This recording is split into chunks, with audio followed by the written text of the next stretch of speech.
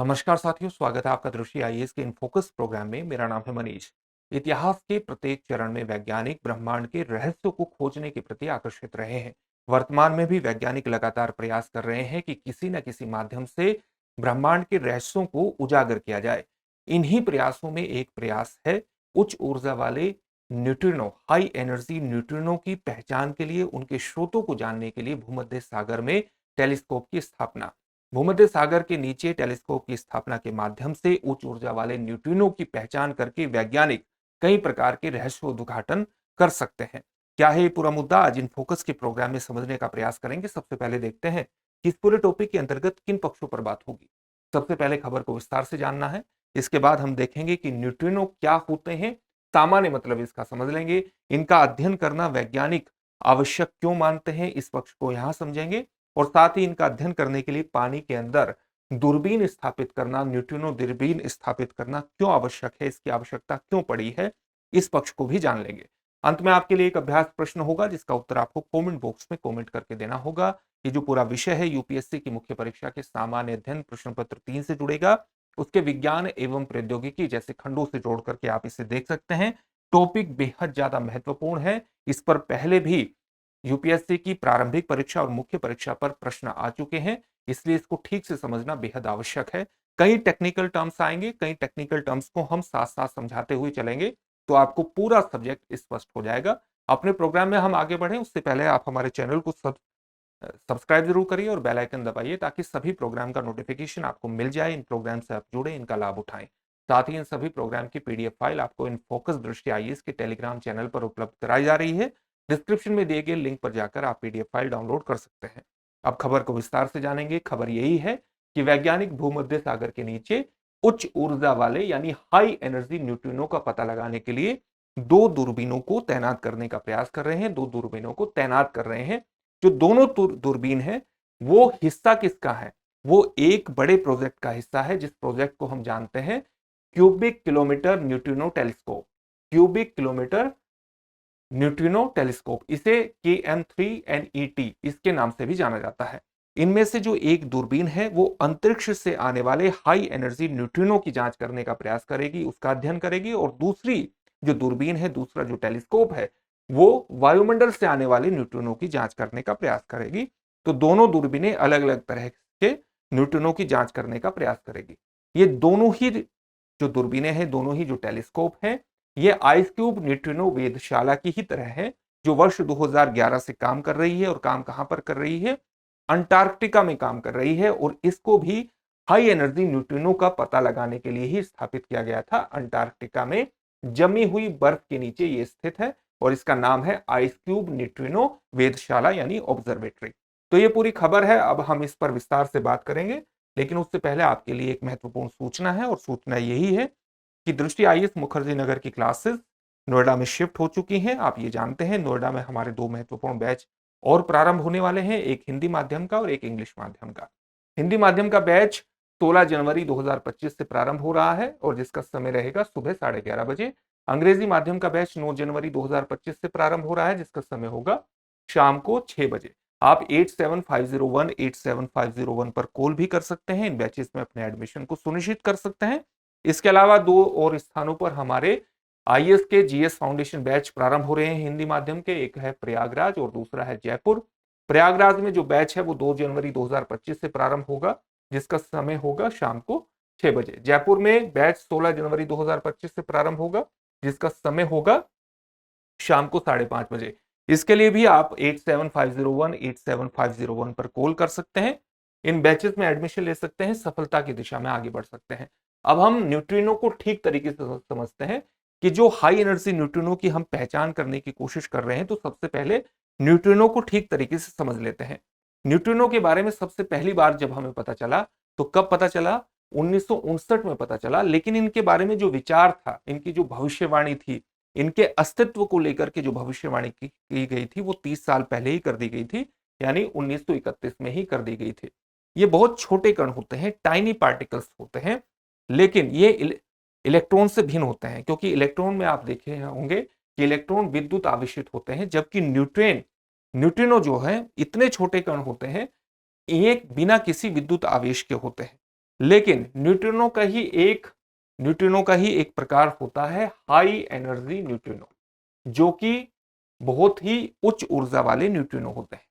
वे ब्रह्मांड के मूल कणों में से एक हैं। न्यूट्रिनो ब्रह्मांड के मूल कणों में से एक माने जाते हैं और फोटोन के बाद दूसरे सबसे प्रचुर मात्रा में पाए जाने वाले सब एटॉमिक पार्टिकल्स हैं। फोटोन क्या होता है आप जानते हैं कि ये टाइनी पार्टिकल्स ऑफ, बहुत छोटे कण होते हैं, किसके? टाइनी पार्टिकल्स ऑफ लाइट होते हैं। और आप ये भी जानते हैं कि ऊर्जा का वहन करते हैं। किसका वहन करते हैं? फोटोन ऊर्जा का वहन करते हैं, ऊर्जा को लेकर के चलते हैं, आप ये कह सकते हैं। तो फोटोन के बाद ब्रह्मांड के दूसरे सबसे प्रचुर मात्रा में पाए जाने वाले कण हैं कौन? न्यूट्रिनो। और ब्रह्मांड के मूल कणों में इनको माना जाता है। न्यूट्रिनो इतने अधिक होते हैं कि उनमें से लगभग 1 अरब न्यूट्रिनो हर सेकंड 1 घन सेंटीमीटर स्थान यानी स्पेस से गुजरते हैं। आप इनकी संख्या का इससे अनुमान लगा सकते हैं। तो यहां पर हमने न्यूट्रिनो के बारे में सामान्य जानकारी हासिल कर ली। वैज्ञानिक इनका अध्ययन क्यों करना चाहते हैं? न्यूट्रिनो हर जगह मौजूद है, लेकिन उनमें से हर एक का अध्ययन करना वैज्ञानिक आवश्यक नहीं मानते। जैसा कि अभी आपको बताया था कि न्यूट्रिनो का एक प्रकार है हाई एनर्जी न्यूट्रॉन, उनका अध्ययन करना चाहते हैं वैज्ञानिक। ये बहुत दूर से आए हुए super fast high energy neutrino की जांच करने में ही वैज्ञानिक रुचि रखते हैं। और ये कहां से आते हैं? दुर्लभ है, बहुत रेयर होते हैं हाई एनर्जी न्यूट्रिनो। लेकिन ज्यादातर इनका निर्माण किस प्रकार से होता है? वैज्ञानिकों का क्या मानना है कि कहां से ये उत्पन्न हो सकते हैं? सुपरनोवा, गामा रे बर्स्ट या टकराते तारों जैसी अनोखी घटनाओं से ये उत्पन्न होते हैं, वैज्ञानिकों का यह मानना है। जब हम सुपरनोवा की बात करते हैं तो सुपरनोवा का मतलब क्या है? सुपरनोवा का मतलब है जब किसी तारे की उम्र समाप्त हो जाती है तो उसमें एक बहुत ही मैसिव ब्लास्ट होता है, मैसिव बर्स्ट होता है। और मैसिव बर्स्ट होने के कारण बहुत ज्यादा मात्रा में ऊर्जा निकलती है और कई बार तारा इतनी तेजी से चमकता है कि वो गैलेक्सी के से भी ज्यादा एक प्रकार से चमक हासिल कर लेता है और बेहद ज्यादा ऊर्जा निकलती है। तो वैज्ञानिकों का मानना है कि ये न्यूट्रिनो, हाई एनर्जी न्यूट्रिनो का एक सोर्स हो सकता है। इसी प्रकार से ब्रह्मांड में एक बहुत ही ऊर्जावान विस्फोट के माध्यम से हमारे सामने क्या आता है? Gamma ray bast. Gamma ray bast क्या है? ब्रह्मांड में एक बहुत ही ऊर्जावान, बहुत ही तगड़ा, बहुत ही प्रभावशाली एक विस्फोट, जिसके माध्यम से जिसको हम गामा रे बस्ट के नाम से जानते हैं, या टकराते तारों के माध्यम से भी हाई एनर्जी न्यूट्रिनो उत्पन्न हो सकते हैं। टकराते तारों का सीधा सा मतलब है कि जब दो तारे आपस में टकराते हैं, जब दो तारे आपस में टकराते हैं तो या तो एक बहुत बड़ा विस्फोट होता है जिसको हम सुपरनोवा के नाम से जानते हैं, या दोनों तारे आपस में जुड़ भी सकते हैं, एक फ्यूजन भी हो सकता है जिससे बहुत बड़ी मात्रा में एनर्जी, आप कह सकते हैं कि एनर्जी निकलती है, और ये भी हाई एनर्जी न्यूट्रिनो का एक सोर्स हो सकता है। तो वैज्ञानिक इनका अध्ययन करना चाहते हैं और अध्ययन करने से कई तरह की चीजों में मदद मिल सकती है। एस्ट्रोफिजिस्ट का मानना है कि कई तरह के स्पेस मैकेनिज्म और क्षेत्रों की जांच करने में मदद मिल सकती है। जो हमारी आकाश गंगा है, हमारी आकाश गंगा का जो केंद्र है वो धूल से ढका हुआ है। धूल वस्तुओं से आने वाले दृश्य प्रकाश को क्या करती है? अवशोषित करती है और उसको बिखेर देती है, स्कैटर्ड कर देती है, जिससे उन्हें ऑप्टिकल दूरबीनों से देखना मुश्किल या असंभव हो जाता है और हम अपनी आकाश गंगा के केंद्र को ठीक से नहीं समझ पाते हैं। लेकिन अगर हम न्यूट्रिनो का अध्ययन करने में सक्षम हो जाते हैं, न्यूट्रिनो के साथ हम इस जो डस्ट है, इस डस्ट के भीतर जाकर के भी जानकारी हासिल कर सकते हैं, घने बादल से परे भी अध्ययन को बल प्रदान कर सकते हैं। इससे हमें अपनी गैलेक्सी को ठीक तरीके से समझने में मदद मिलेगी और ब्रह्मांड के कई रहस्य खुल सकते हैं। इतना ही नहीं, उच्च ऊर्जा वाले जो न्यूट्रॉन होते हैं, ये कॉस्मिक किरणों के उत्पादन और यहां तक कि डार्क मैटर के बारे में भी सुराग दे सकते हैं। ये क्या है? कॉस्मिक किरणें, ये भी हाई एनर्जी पार्टिकल्स माने जाते हैं। तो ये हाई एनर्जी पार्टिकल्स हैं जिनका उत्पादन जो है, जिनका प्रोडक्शन है गामा रे बस्ट जैसे चीजों से हो सकता है। तो इनके बारे में भी जानकारी हासिल कर सकते हैं न्यूट्रिनो के अध्ययन के माध्यम से। इसके अलावा जो डार्क मैटर होता है, डार्क मैटर का क्या मतलब है? ऐसा माना जाता है कि जो डार्क मैटर है, ये प्रकाश को न तो अवशोषित करते हैं, न ही प्रकाश को परावर्तित करते हैं, और इसलिए इनको डार्क मैटर माना जाता है। न तो अवशोषित प्रकाश को करेंगे, न ही प्रकाश को उत्सर्जित करेंगे, न ही उसको परावर्तित करेंगे, इसलिए डार्क मैटर इनको कहा जाता है। और ये ब्रह्मांड का, ऐसा माना जाता है कि ब्रह्मांड का लगभग 1/4 हिस्सा इन्हीं से निर्मित है। तो अगर हम डार्क मैटर का अध्ययन करना चाहते हैं तो इसके लिए जरूरी है कि पहले हम हाई एनर्जी न्यूट्रिनो का अध्ययन कर लें और डार्क मैटर के बारे में कई रहस्य खुल सकते हैं हाई एनर्जी न्यूट्रिनो के माध्यम से। इसलिए वैज्ञानिक हाई एनर्जी न्यूट्रिनो का अध्ययन करना चाहते हैं।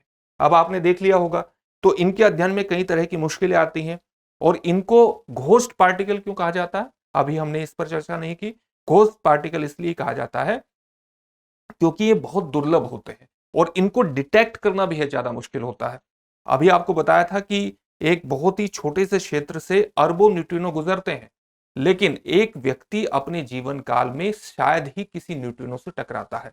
इसलिए इनको डिटेक्ट करना, बहुत इतने टाइनी पार्टिकल्स हैं कि इनको डिटेक्ट करना बेहद ज्यादा मुश्किल होता है और इसीलिए इनको घोस्ट पार्टिकल के नाम से जाना जाता है, भूत कण के नाम से संबोधित किया जाता है।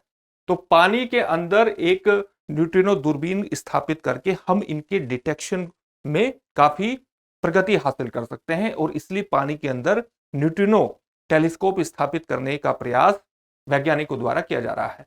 तो उच्च ऊर्जा वाले जो न्यूट्रिनो होते हैं न केवल रेयर होते हैं बल्कि उनका पता लगाना बेहद मुश्किल होता है और कारण यही है कि ये मुश्किल से ही किसी चीज के संपर्क में आते हैं और इसलिए इनको घोस्ट पार्टिकल के नाम से जाना जाता है। आइस क्यूब जो ऑब्जर्वेटरी है जो कि अंटार्कटिका में काम कर रही है, वो 2011 से कार्यरत है और उच्च ऊर्जा वाले न्यूट्रिनो का पता लगाने वाली पहली दूरबीन है। लेकिन कुछ ही अब तक इसके संपर्क में आए हैं, कुछ ही हाई एनर्जी न्यूट्रिनो को ये देख पाया है। उच्च ऊर्जा वाले न्यूट्रिनो का पता लगाने के लिए अत्यधिक अंधेरे वाले स्थान पर ऑप्टिकल पारदर्शी सामग्री की बड़ी मात्रा की आवश्यकता होती है और साथ ही कॉस्मोस पत्रिका का कहना यह है कि स्थान का अंधेरा होना, यानी जिस स्थान पर टेलीस्कोप स्थापित है वहां अंधेरा होना बेहद जरूरी है और उसका कारण यह है कि जो डिटेक्टर हैं जो कि चेरनोकोव विकिरण की चमक की तलाश करते हैं। चेरनोकोव विकिरण की चमक की तलाश क्यों करते हैं, क्या मतलब है इसका?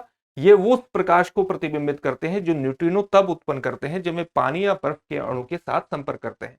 इसका मतलब क्या हुआ? इसका मतलब यही है कि जब हाई एनर्जी न्यूट्रिनो पानी या बर्फ के अणुओं के साथ संपर्क करते हैं तो वे एक प्रकार की फ्लैश उत्पन्न करते हैं और इस फ्लैश को डिटेक्ट करने के लिए दूरबीन का अंधेरे वाले स्थान पर होना बेहद जरूरी है, तभी तो वो फ्लैश को पकड़ पाएगा।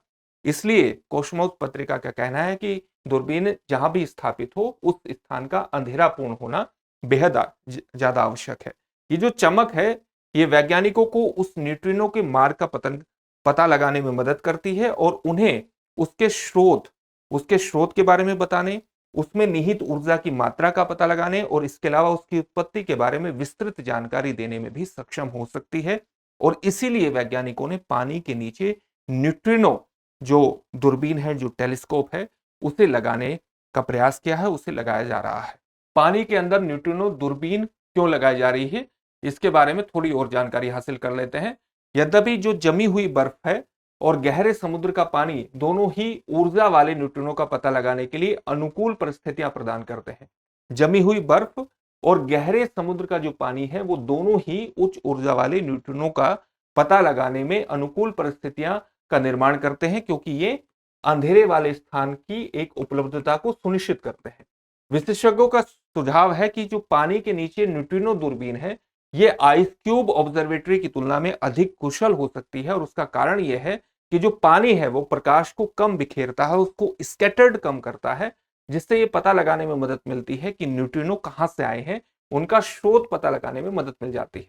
लेकिन इसका एक नुकसान भी है और नुकसान यह है कि पानी प्रकाश को अधिक अवशोषित करता है और परिणाम स्वरूप जांच करने के लिए कम प्रकाश उपलब्ध होगा और इस प्रकार से इसकी एक सीमा भी स्थापित कर देता है।